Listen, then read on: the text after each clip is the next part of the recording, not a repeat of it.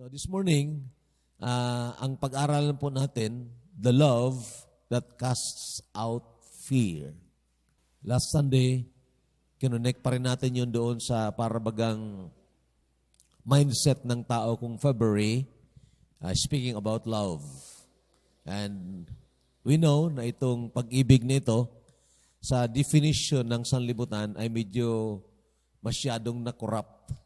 Pero sa Bible, napaka matamis na salita po ang salitang pag-ibig. In fact, ang pag-ibig at ang kagalakan ay hindi po yan pwedeng paghiwalayin. Yon, kung nag-monitor kayo sa preaching ko sa personal devotion on the book of Psalms, I think I have preached on that last Friday, that love, real and real joy, they are like or more than Siamese twins that they cannot be separated from each other.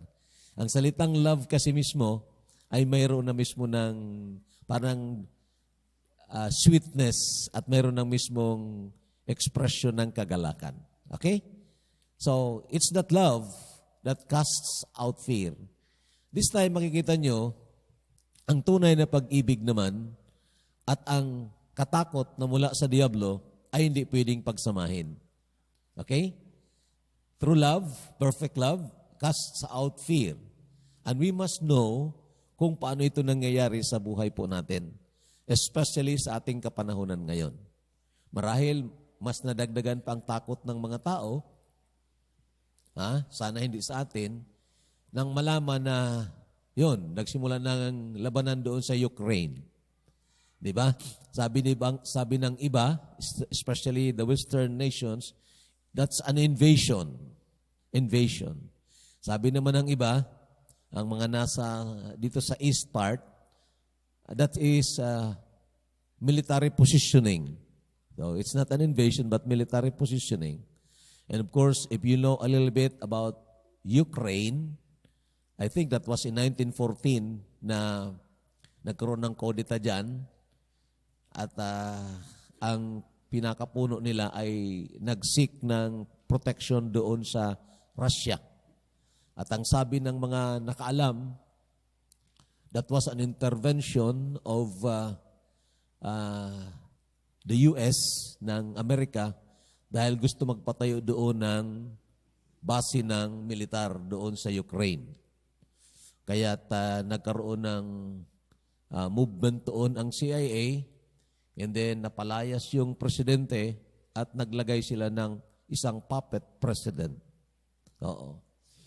I don't know kung totoo yun. Baka parehas nga nang nangyari sa Colombia, parehas nang nangyari rin sa atin, nangyayari. And then of course, parang katulad ng Lithuania. And so, natural, kung mayroon ng military base doon, ay medyo nagbabanta ng gera laban sa Russia.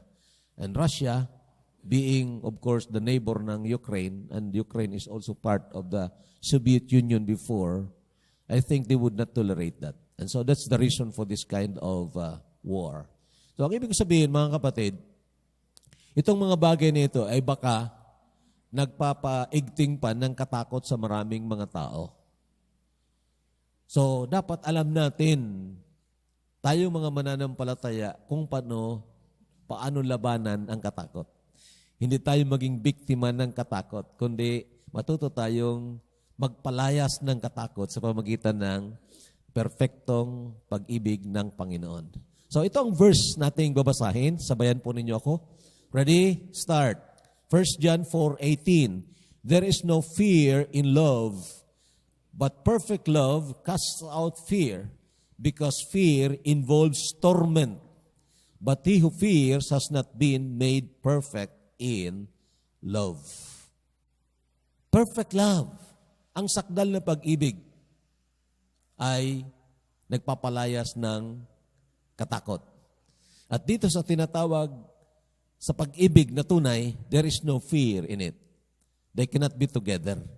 So pag-aral natin at least 3 or 4 na mga bagay dito, maybe ang pang-apat ay ang tungkol sa how does it work. So ito po muna, the dreadfulness of fear. Ang nakakatakot sa takot. Parang ganyan, di ba? Ang nakakatakot sa takot. may mas nakakatakot pa sa takot. Okay? So, although ang katakot is part of our emotion, pero it is not wholesome, ang katakot na ito, kung ito ay katakot na nagmumula sa Diablo. Okay? So, the dreadfulness of fear, yun ang ibig sabihin niya ng it involves torment. Sabi doon sa binasa natin, it involves torment. Delikado, matormento ka. Hindi ka makatulog. In fact, yan ang unang makikita natin. Distress to the mind that may result in sleeplessness. Yung para bagang iniipit, ginigipit yung utak mo. Grabing pagtrabaho ng utak mo, lumilipad yan sa kung saan-saan, at yun ang nagiging dahilan na hindi ka makatulog. At alam naman natin, pag ang tao ay hindi makatulog ng tama, normal na tulog, then magkakaroon ng problema. At alam naman natin na mayroong tinatawag psycho-bio connection. Yung iniisip natin, nakakonect yan sa katawan natin dahil nagko-command ang ating brain ng mga enzymes, ng mga hormones, para lumabas in time sa kung anong situation. So meaning, may problema. Okay? At ito nga ang pwedeng mangyari. Results in sleeplessness. It may aggravate into panic attack. Alam niyo yung panic attack? Delikado rin ang panic attack. Kasi ito, parang nag-intensify ang katakot mo at lalong naapektuhan, hindi lang yung pagtulog mo, pati na yung katawan mo. May nararamdaman ka, na akala mo may sakit ka, pero wala namang sakit. Kaya pagpa-check up mo sa doktor, pag-check up mo sa doktor, ang ibibigay sa iyo, hindi namang gamot, pangkalmante. Bigyan ka ng Xanax, and that is more dangerous than having fear. Kasi it may, maaaring mag-disorient lalo ng iyong utak. And there are people, at kung hindi mag-iingat ang mga mananampalataya, ay maaaring tamaan itong klaseng katakot at dumating siya sa punto na ito nga ay mag-aggravate into panic attack. Ang iba nga, may nakikita na wala namang nakikita, pero parang may nakikita. Parang may hallucination. Okay? And dangerous po yun, I tell you. Sa mga Christians, dapat hindi nangyayari ang mga bagay nito.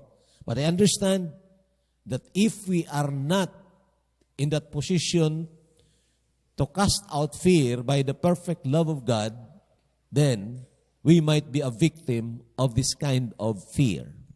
Then of course, it may lead to manic depression. Itong manic depression, itong biglang pagbabago, biglang pagbabago ng mood. Tinatawag din itong bipolar disorder. I have counseled several na tao na mayroong bipolar, yung may bipolar disorder. Bigla lang umiiyak. Bigla lang matatawa. Ganyan. Madali ang pag-swing ng mood niya. Ano na nakakaawa? Normal naman, hindi mo masabi na parang ganun, pero there is that period wherein ang kanyang emotion, hindi kontrolado na ang kanyang pagkatao at ang kanyang isip. At yun nga, very disordered na ang kanyang pagkatao. In fact, maraming mga artista, sabi doon sa nabasa ko, na inatak nitong bipolar disorders. Okay. Karamihan sa kanila ay involved sa tinatawag sexual sins. Karamihan sa kanila. Sabi doon sa report. Now, another one, at ito ang mas nakakatakot sa takot dahil it may end up to murder or suicide. parang may naririnig na boses na nagsasabi, wala ka ng pag-asa, mabuti pa mag-suicide ka na. O kaya't parang may narinig na boses, yung aggressive part ng kanyang emotion na may papatayin siyang tao. And you know, that is a reality sa ating kapanahunan ngayon. In fact, sabi doon sa survey, nang magsimula itong pandemic at nang dumating sa punto na marami na ang mga nangamamatay, umakyat ang suicide sa mga young people with about 25%, something like that.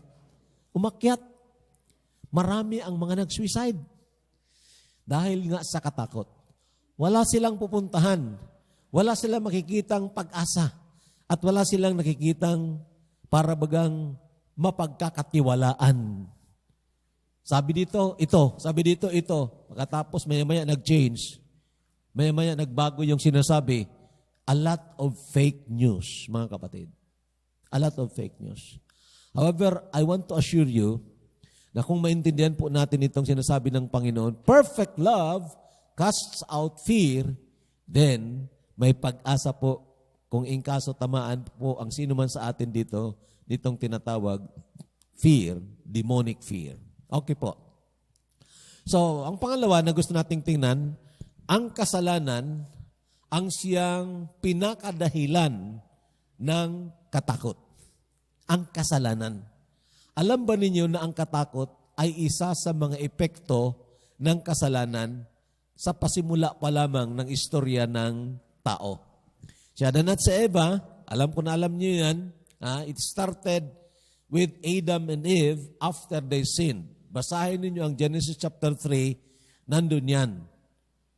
Dati, hindi sila takot sa Diyos. Dahil hindi naman talaga nakakatakot ang Diyos. Di ba? Dakila ng kariktan at kagandahan ng Diyos. Hindi ka lalayas o aalis sa kanyang presensya. You will be attracted by His great and wonderful presence. Di ba? But nung magkasala si Adan at si Eva, alam natin nagtago sila. Of course, they tried to cure the fear na nangyari sa kanila sa pamagitan ng sarili nilang kaparaanan. Kasi nakita nila, hubad sila, nahihiya na sila, mayroong guilt conscience sila, sinusurot ng budi. Kasi alam nila, mali yung kanilang ginawa. Hindi sila sumunod sa sinabi ng Panginoon. Pero ano ang resulta doon sa solusyon na inilagay nila? Nagkuha sila ng dahon ng igos at ginawa nilang panapi sa kanilang katawan. Nagamot ba ang kanilang katakot? Of course, hindi. Nagtago pa sila. Meaning, nandyan pa rin ang katakot.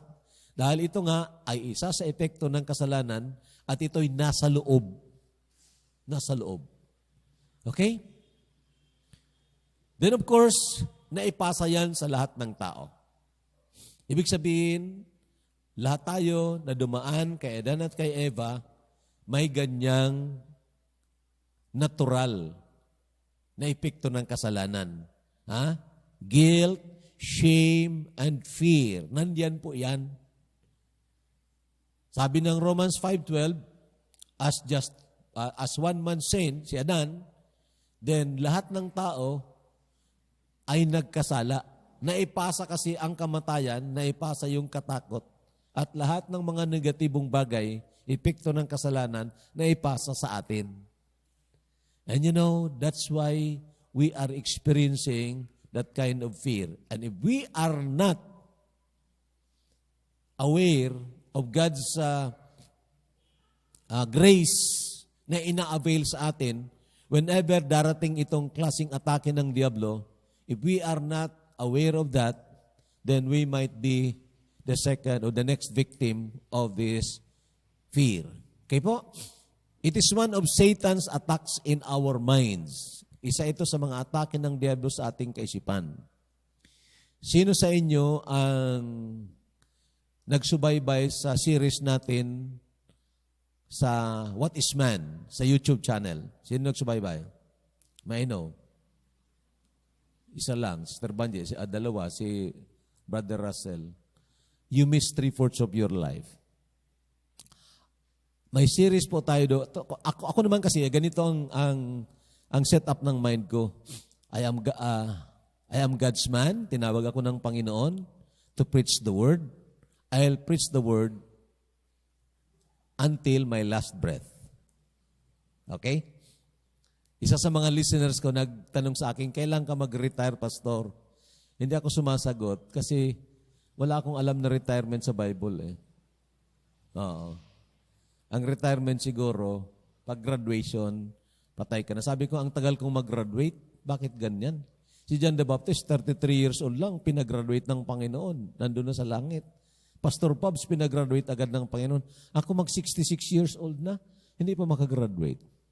Anyway, that is God's call for me. I have to preach the word. Okay?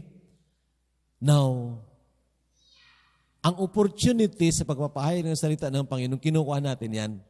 That's why mayroon tayo ng daily program, live streaming, at alam ko, kung desidido kayo na lumago sa inyong pananampalataya sa Panginoon at maging malapit sa Panginoon, you need the Word of God. Pero kung ang interest lang ninyo relihiyon, organisasyon, medyo ritualistic na mga performances, then they are not for you. So ang design doon is matuto tayo ng salita ng Panginoon. So I have 230 plus videos in that YouTube channel. 200 plus. Matagal na yon. May mga playlist yun if you want to study, para kang nag-aral sa Bible School. Okay? The Book of Revelation, the Book of Romans, the Book of 1 Peter and 2 Peter, nandoon po yan. So why I am telling you this, mga kapatid? Kailangan kasi natin lumago sa pakaalam ng salita ng Panginoon. At kung ano at paano tayo mananalo sa kaaway ng ating kaluluwa. There is no other weapon, I tell you. The weapons of psychology and the weapons of psychiatry, the positive thinking of Norman Vincent Peale is not enough to fight against the attacks of Satan. We only need the Word of God. And that's why I'm appealing to you, study with me the Word of God. So, ang word na cast out doon sa nabasa natin, perfect love, cast out fear, is from the Greek word balio exo, o kaya sa ibang translation o ibang arrangement ng verb at saka noun relationship, ang ekbalyo, pinalayas, palayasin. And that's the right translation. Okay? At ito rin ang ginamit, pakinggan nyo ng maigi, ito rin ang ginamit ng Panginoon sa pagpalayas ng masamang espiritu. So, ang ibig sabihin, ang attack ni Satanas, dumating sa ating isipan, the first battleground that we ought to win over. Kasi kung hindi natin mapanalunan ang atake sa ating utak, then darating yan sa ating emotion. At pag dumating yan sa ating emotion, magkakaroon ka nitong mga unnecessary fear. Okay? At pag makontrol ka nito, then maya-maya, kontrolado pati yung katawan mo. Okay? And that's the reason we need, doon pa lang sa battleground ng isip natin, we need to know how to fight and to win. Nandoon po yan sa series natin doon sa What is Man? I think I have 12 episodes doon. Pag-aralan nyo ng maigi ang tungkol sa the battle of the mind. Okay, now, ito po, babasahin ko sa inyo ang iba. Sige, sabayan po ninyo ako. Ready? Start. 2 Corinthians 10:4. Ready? Start. For the weapons of our warfare are not carnal, but mighty through God to the pulling down of strongholds. Okay, gusto ko maipaliwanag muna ito. Ang strongholds na sinasabi ay parang katulad yan sa mga kastilyo ba ganoon, the castle, okay? Na kung saan, pag nilulusob yan ng kaaway, mayroon silang lugar na doon nila dadalhin ang hari at doon, iisa lang ang pintuan at napapaligiran ng sundalo. Tapos sa labas noon, sa paligid noon, mayroong moat, M-O-A-T. Lugar na may tubig na medyo masangsang ang amoy na hindi pwede doon basta-basta maka-attack ang sino mang kaaway. Sa madaling istorya, yung muog na sinasabi, stronghold, lugar na maaring pagtaguan. At alam niyo sa ating buhay, mga kapatid at mga kaibigan, mayroong stronghold. Of course, mayroong tinatawag citadel. Ha? Yun ang parang pinakasentro na pag nahawakan ng sino mang kaaway, then maaari niyang gawing control center para kontrolin ka at kontrolin ako. Okay? So ngayon, si Satanas, pakinggan nyo ito ng maigi, gusto niyang kontrolin ang ating pag-iisip. Dahil doon sa pag-iisip natin, magkaroon tayo ng tinatawag mindset. Okay? Na mag-define ng ating tinatawag worldview, pananaw. Okay? Anong pananaw mo sa bagay nito? Ang pananaw mo sa bagay nito. Pag mali yung mindset mo, mali yung pananaw mo, then it will affect you. That's why sabi ng Bible, we have to have the renewing of the mind.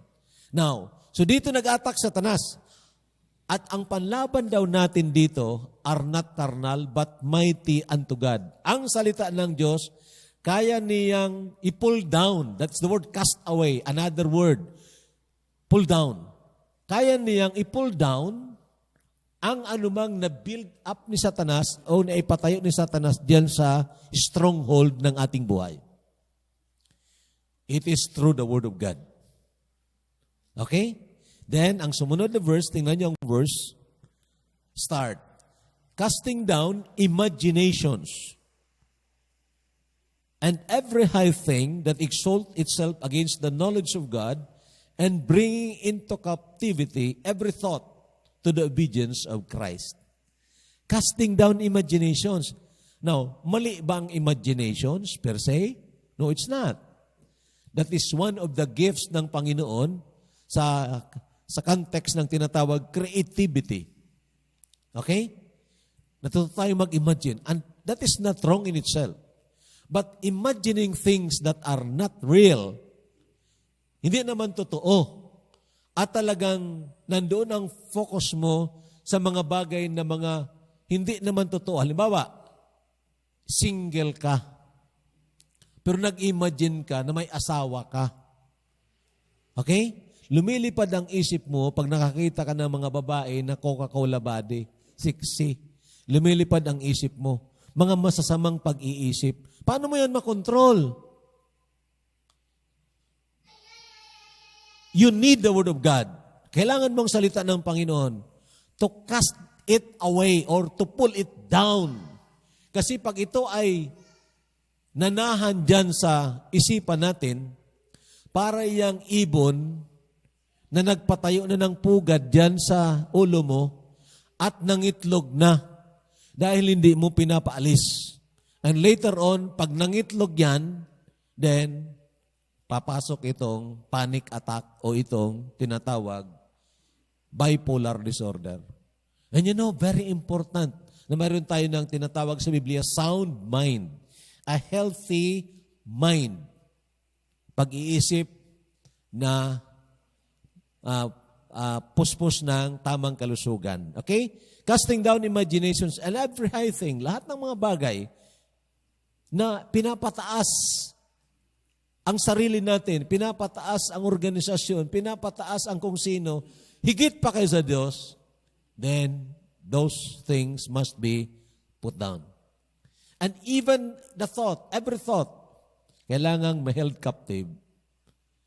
Every thought na contrary na sinasabi ng salita ng Panginoon ay dapat makontrol yan. And ano ang panlaban natin? Word of God. Salita ng Panginoon. Okay po? Mamaya pag-usapan natin ito. So perfect love is the only cure for fear.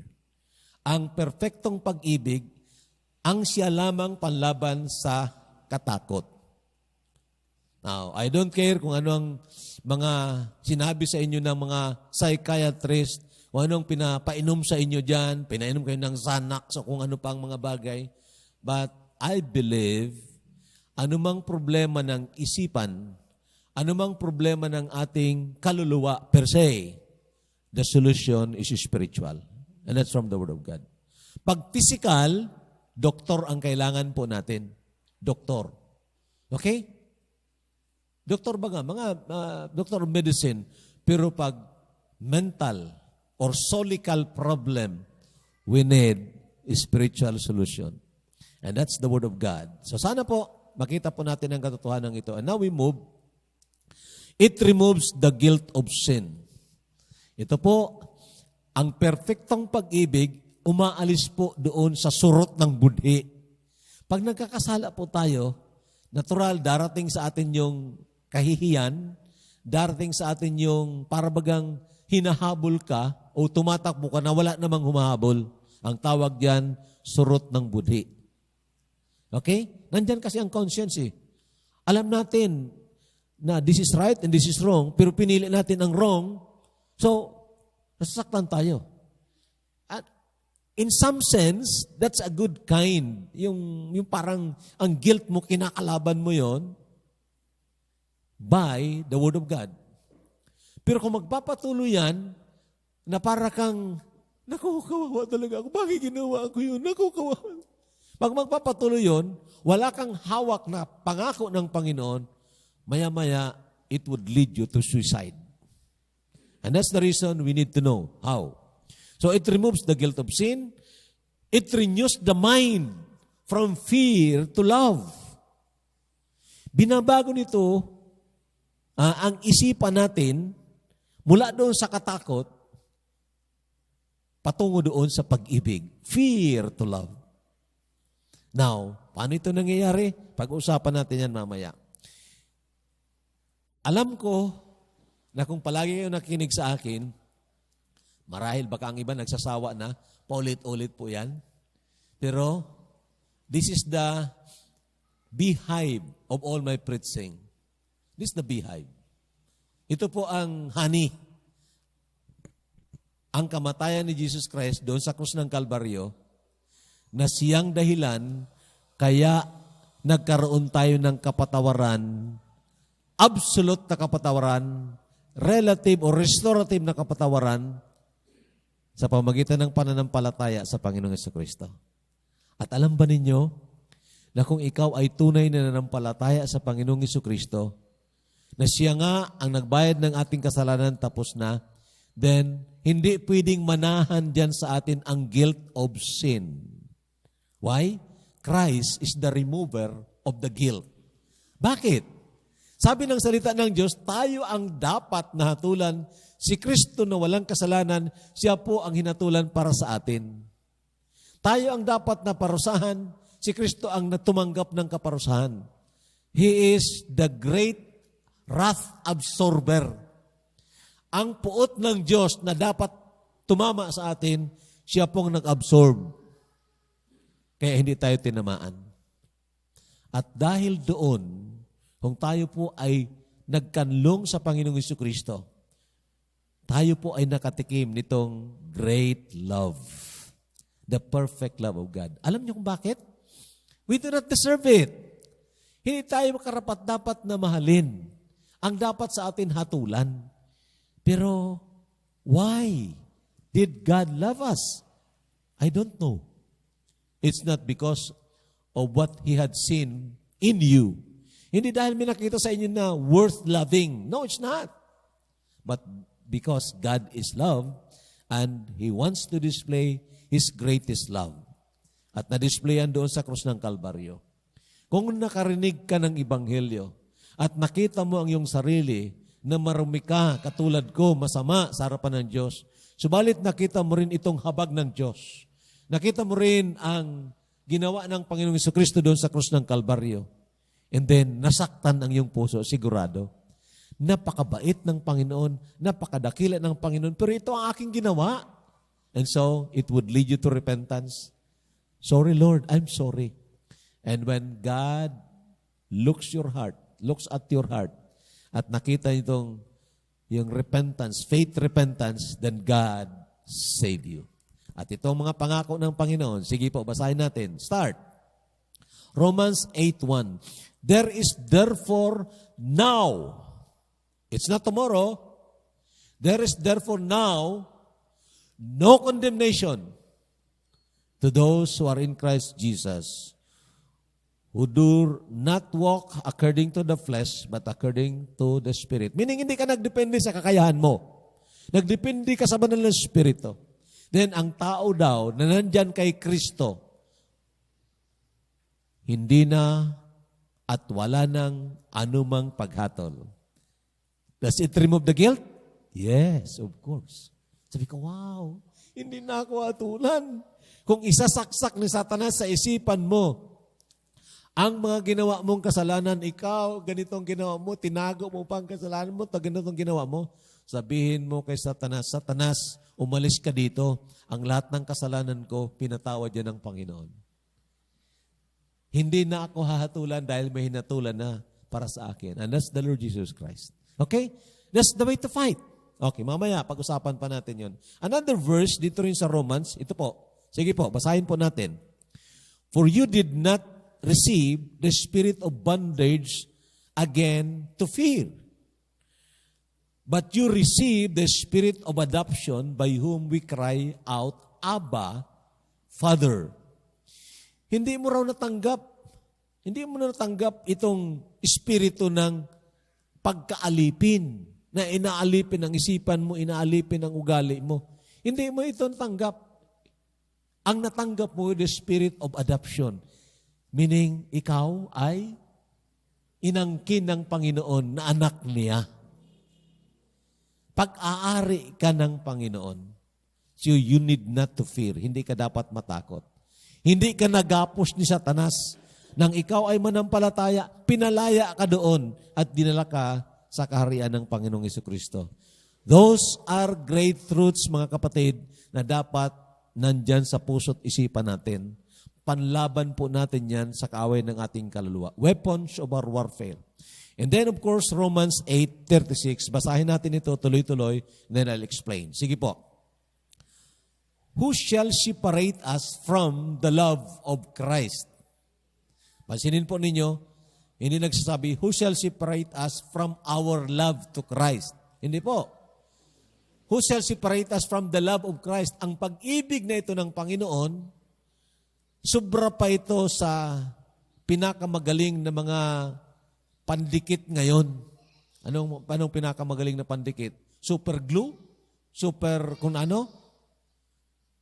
Pinakamagaling. Ito, wala makapupunit sa iyo diyan sa Panginoon. Who shall separate us from the love of Christ? Binanggit dito, tribulation, distress, persecution, famine, nakedness, peril, or sword. Ito, mga things ito. Mga situations ito ng sanlibutan.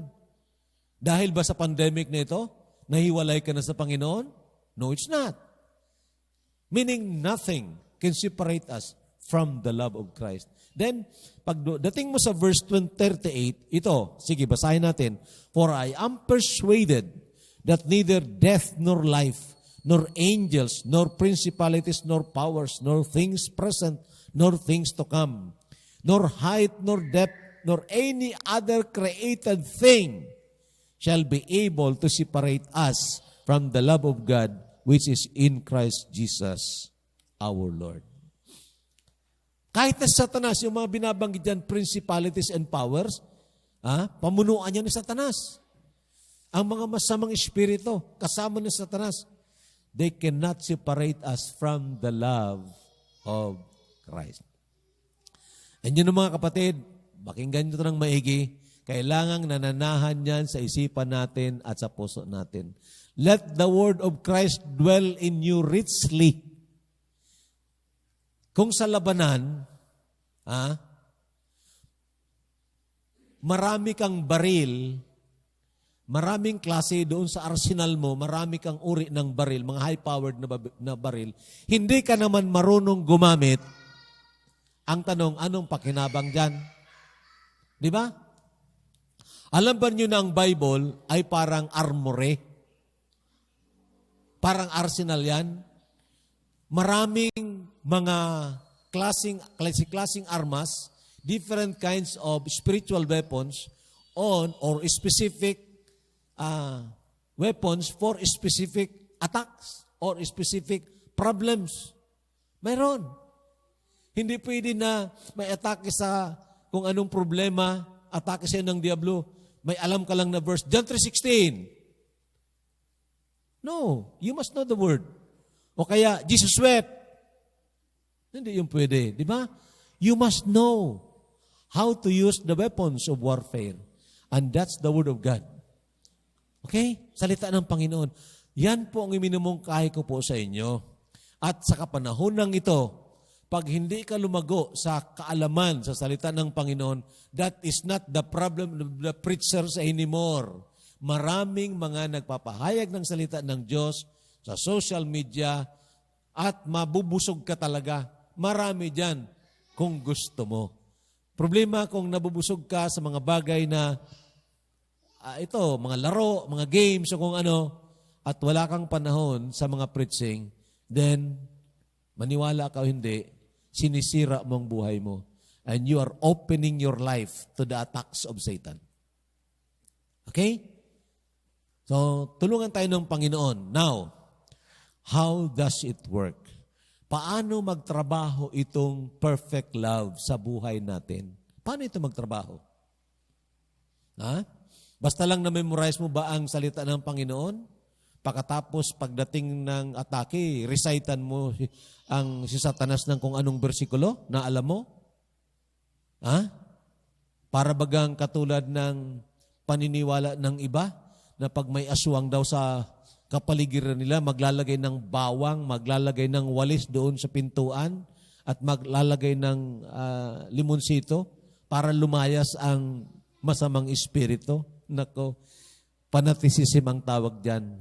But I tell you, maraming mga mananampalataya, they are also fanatics. Bakit? They don't want to really study the Bible. Okay? At its context. At sa kung anong sinasabi ng writer. Basta, pinapaniwala lang tayo. Okay na. Anong pinaniwalaan mo? Basta. Ano nga ang sinasampalatayan mo? Kahit na ano. Meron bang ganyan? Nako, hindi po. Yan pwede, mga kapatid. We must know what we believe, and then we must know God's promises for us. Ano bang mga pangako ng Panginoon? So, how does it work? It works by faith through love. Nagtatrabaho ito sa pananampalataya, okay? Sa pananampalataya, sa pamagitan ng pag-ibig. Meaning, kung ganito ako inibig ng Panginoon at nananampalataya ako sa Kanya, bakit nga ako matatakot? Di ba? Kung ganito, inibig ako ng Panginoon, ibinigay niya ang Kanyang buhay para sa akin, bakit ako matatakot kung mawalan ako ng trabaho? Bakit ako matatakot kung iwanan ako ng kung sinong tao?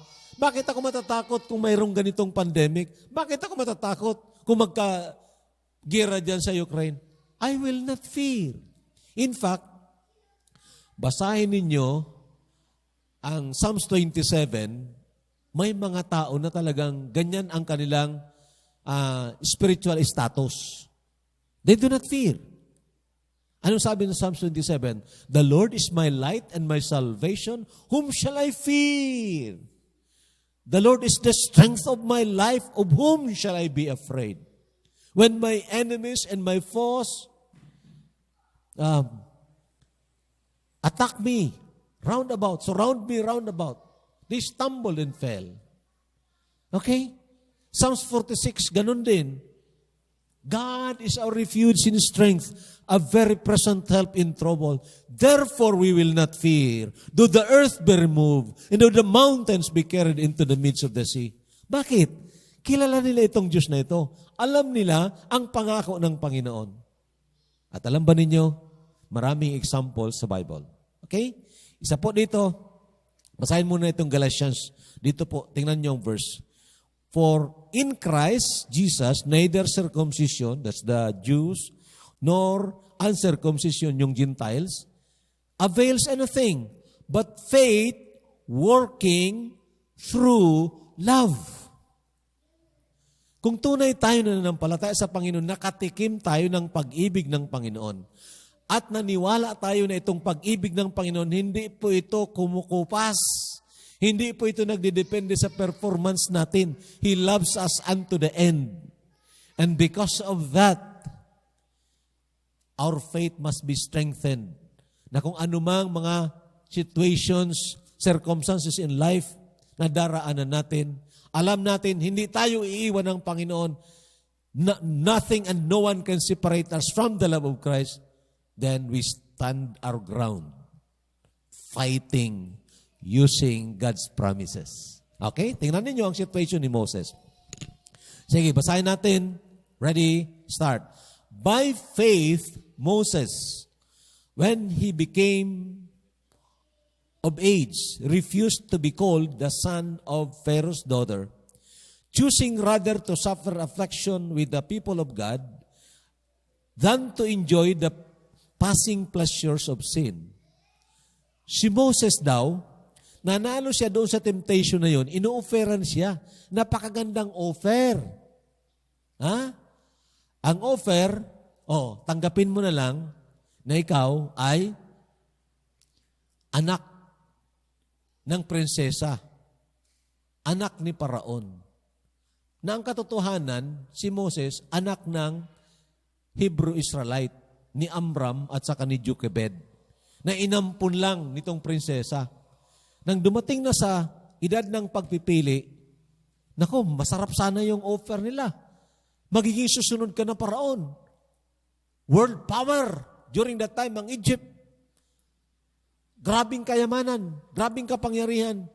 Samantalang ang mga Israelita inaapi ng mga Egyptians noon.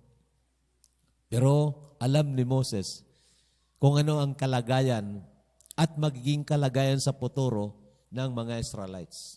At sabi niya, di bale maghirap ako, pero kasama ko ang mga tao ng Diyos, kaysa dumanas ako nitong makalasap ako nitong karangyaan, dulot o may karangyaan pero pleasure for a season sa maiksing panahon lang. So Moses decided rightly because he knows the Word of God. By faith, and then sabi niya dito, tingnan niyo ang verse, last na verse ito, esteeming the reproach of Christ greater riches than the treasures in Egypt. Marunong siya mag-evaluate. Ha? Marunong siya ng tinatawag value system. Tika muna. Alin ang mas mabigat? Alin ang mas matimbang? Ito, treasures of Egypt. Ito, reproach for Christ. Iinsultuhan ako sa pananampalataya kay Kristo. Timbangin ko nga. Naku, mas mabigat pa ang reproach for Christ kaysa riches of Egypt. Mas mabigat pa. Meaning ang value nito, eternal. Ito ang value nito, temporal. Sabi ni Moses, dito na ako sa eternal. Kita nyo? At alam niyo, makinig kayo ng maigi, God has endowed us with that kind of valuation ability. Marunong tayo maglagay ng value sa anumang bagay, di ba? Alam natin ito ay gold, ito ay tanso. Kung yayakapin mo ang tanso at sisipain mo yung gold, hindi mo alam kung ano, may problema sa utak mo tungkol sa valuation. Di ba? Marunong tayo niyan. Meron tayo, binigyan tayo ng Panginoon ng appreciation at may degrees yan. So ngayon, ginamit yun ni Moses. Okay? Alin bang mahalaga? Kung tatakutin tayo ngayon, para ito, magpabakuna ka. Dahil kung hindi ka magpabakuna, then hindi ka makapasok sa mga mall. Mabutit, binawi na nila yun eh. Okay? Alin bang mahalaga? Physical comfort of this life or ang eternal comfort natin? I'm saying this, hindi ko po kontra yung mga nagpabakuna. But I'm trying to tell you to every time and then, use your valuation ability that God has given you. Ang tawag dyan, value system. Okay? Maraming mga magulang, iniwan ang kanilang mga anak, nag-alaga ng anak doon sa ibang bansa. Pagdating nila dito, ang mga anak nila adik-adik na. What's the problem? That's about value system. Di ba? Kasi hindi in-exercise ang pananampalataya dito sa Pilipinas, walang trabaho. Doon mayroong trabaho. Bakit? Ang pag-aalaga mo sa anak mo, hindi ba trabaho yan? Papaalagaan mo sa iba, kaya maghanap ka ng ibang trabaho. You know, I am not saying this to demean those people. I'm trying to correct the value system kasi mayroong tunay at buhay na Diyos na mapagkakatiwalaan natin sa anumang sitwasyon, sa anumang pangangailangan. God is able to do it. Okay? Sino nakinig sa akin nung kahapon sa online preaching natin? Piniplay ko yung may nagpadala sa akin ng mga sinabi ni Glenn Chong, ni Dr. Agbayani, si Benigno Agbayani, si Dr. Erpe, at saka si Dr. Attorney Persida Acosta, at saka si Dr. Quijano. Mga eksperto ito. At nagsasabi, nakikiusap, mga magulang, huwag niyong pabakunahan ang inyong mga anak, delikado. Piniplay ko yun. Piniplay ko. Pinatay ako ng Facebook. Finilter. Ayaw nilang mapakinggan. Ang nagpadala sa akin, nagsabi rin sa akin, Pastor, hindi ko na napiplay. Nawala na. Pati sa akin, ang pinadalang ko, nawala na doon. They are trying to suppress the truth. Mga kapatid, in this time of the last days, huwag tayong tutulong doon sa mga taong they are trying to suppress the truth. We must be dispensing the truth, not suppressing the truth. Di ba? Tayo dapat ang una na nagsasabi, ito ay tama, ito ay mali, ito ang dapat, ito ang hindi. Tayo ang dapat na mga mananampalataya. But you know, when you are overcome by fear and you do not exercise faith, then you can be a victim of these people na gamitin kang instrumento to suppress or to curtail the truth. Moses was not. Sabi na dito, pagdating mo sa verse 26 and 27, sabi nito, esteeming the reproach of Christ greater riches than the treasures in Egypt, for he looked to the reward. Then, ang sumunod, by faith he forsook Egypt, not fearing the wrath of the king. Nang binabasa ko ito, nang pinag-aralan ko ito, noon pa, ano bang ibig sabihin nito?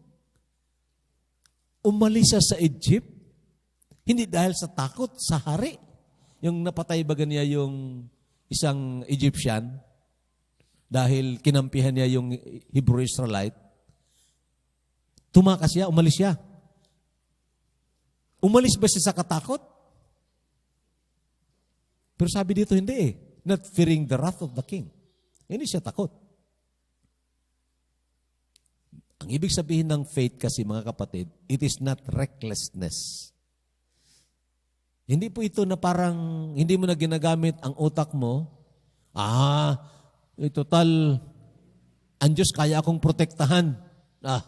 Sige, sino mga virus dyan? Pupuntahan ko. Recklessness yun. Hindi yun faith. Di ba? Hindi yung pananampalataya. So, hindi tayo ganyan. Si Moses hindi ganyan. Alam niya na kung i-expose niya ang sarili niya doon sa Ehipto, papatayin siya. And so, having that faith in Christ, hindi siya takot, hindi yun ang dahilan kaya umalis siya. He has faith on the Lord Jesus Christ na ang kanyang buhay na ito ay pwedeng gamitin ng Panginoon in the future. Ganon din ang nangyari kay Joseph, kung naalala ninyo. Nang si Joseph at si Mary, sinabihan ng angel doon, dahil gustong ipapatay ni Herod si Jesus Christ. Subalit nagsabi ang angel, tumakas kayo. Tumakas kayo doon sa Ehipto at maghintay kayo hanggang ipaalam sa inyo. So, sumunod si Joseph at si Mary. Nagtago sila doon sa Egypt.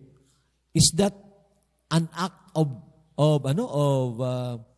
anong tawag dito? Katakot? Ito ba ay dahil takot sila mamatay per se?